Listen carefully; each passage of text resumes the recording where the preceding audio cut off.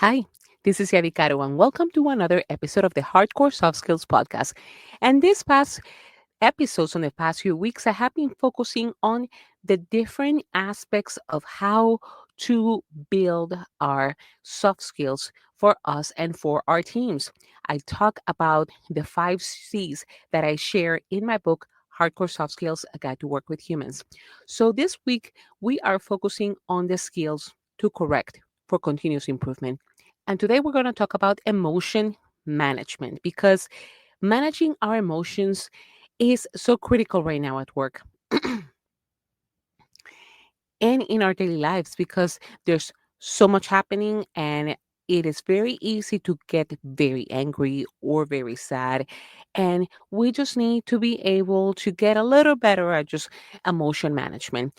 It is part of building our emotional intelligence.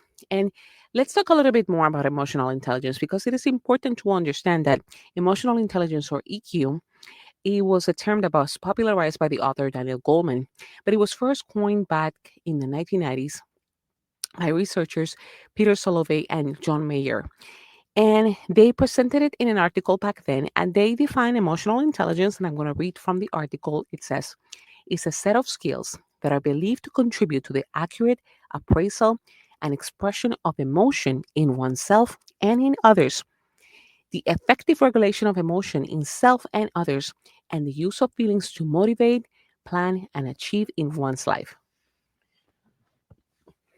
You can see here that emotional intelligence is not about suppressing emotions, it's about how do we channel those emotions effectively.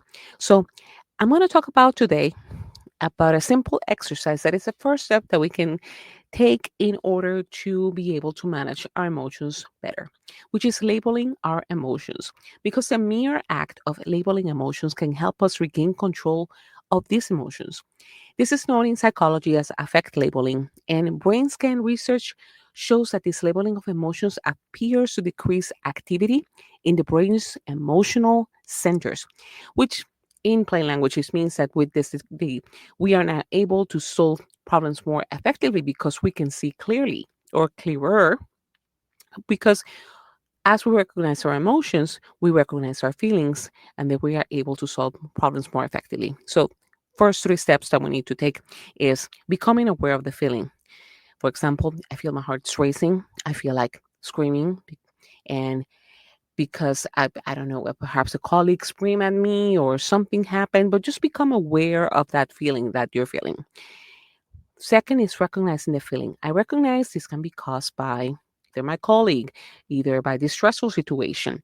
And number three is to name the feeling. I feel angry. I feel stressed. I feel frustrated. And I invite you, I don't know if you have looked at those wheels of different types of emotions that we share with our kids where we want to learn them how to express emotions beyond just feeling sad or angry. There's a whole set of emotions that we can feel. So we may need to revisit that in order to clearly identify the type of feeling that we're feeling. So again, just labeling our emotions is a very small step that we can take in order to be able to react more effectively. Helps us take a pause first, recognizing the emotions, recognizing the possible causes of that, and naming the feeling. And then we could be able to express it to the other person. Hey, I am feeling frustrated or I am feeling angry because of this.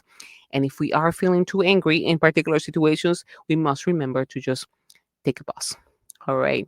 So let me know how it goes. Let me know what have you tried to manage your emotions more effectively. I want to hear from you and I want to share it with others as well.